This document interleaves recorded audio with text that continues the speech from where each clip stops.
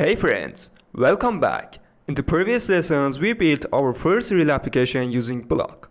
We created events, we created states, we built our block, and finally we connected everything to the UI.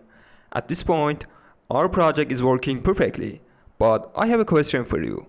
Look at our application for a second. How many user actions do we actually have? Just one. The user presses a button and loads a random code. So here's another question. Do we really need an event class just to represent one button press? Probably not. And that's exactly why Cubit exists. Cubit follows the same architecture as Bloc. It still manages state, emits new states, and separates UI from business logic. The only major difference is about event. Instead of sending events, we simply call methods. That's it. That's the big difference. So today we are going to take our existing Bloc project and refactor it into Cubit. And I think you will be surprised by how little code actually changes. I want to start with name of file. Since this file no longer contains a block, so I'm going to rename it to code Cubit, just like this. And of course, our class name should match the file name. So let's change code block to code Cubit. Next, our class currently extends block, but we are no longer creating a block. So let's replace block with Cubit. Immediately, you will notice another problem. Cubit doesn't know anything about events. Events belong only to block. So let's delete code event. And the Cubit only takes one generic parameter, and that parameter is our state. In this case, this should be code state. Much cleaner already.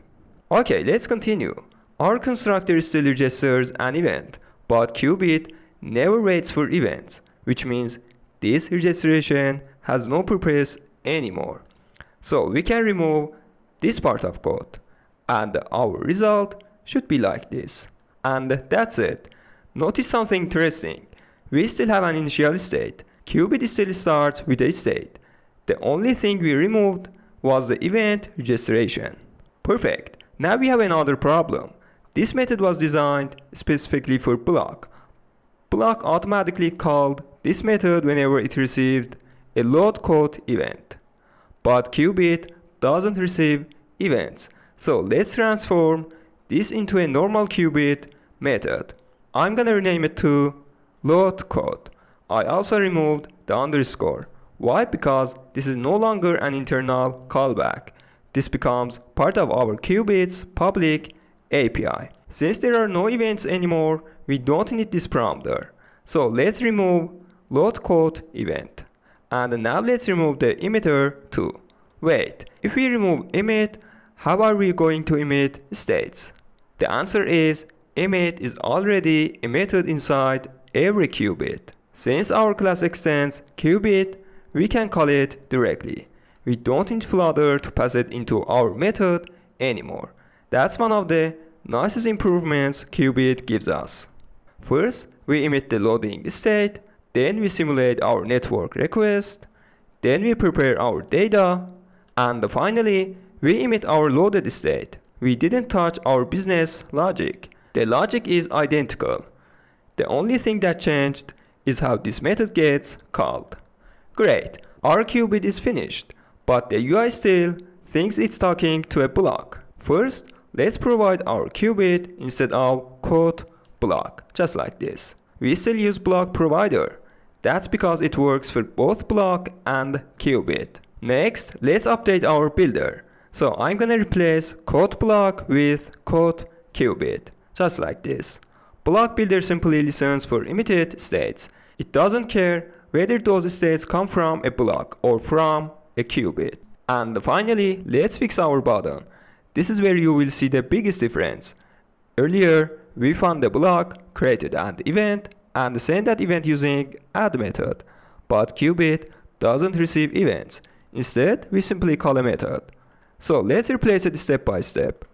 First of all, I'm gonna change code block to code Cubit, just like this. Then, let's delete add method and replace it with load code. just like this. Isn't that much simpler? No event object, no add method, just a normal Dart method. Now let's restart the application and see the result.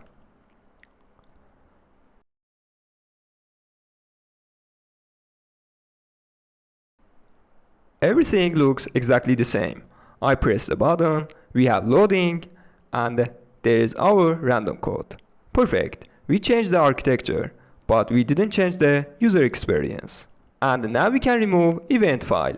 We don't need it anymore. If your feature has lots of different user interactions, complex workflows, or many actions happening at different times, Bloc's event-based approach gives you more structure. But if your feature is small and straightforward, like our code generator, Cubit lets you write the same business logic with less code and less boilerplate. And that's the biggest lesson I want you to remember today. Cubit isn't a replace for Bloc. Cubit is simply Bloc without events. See you soon in the next lesson.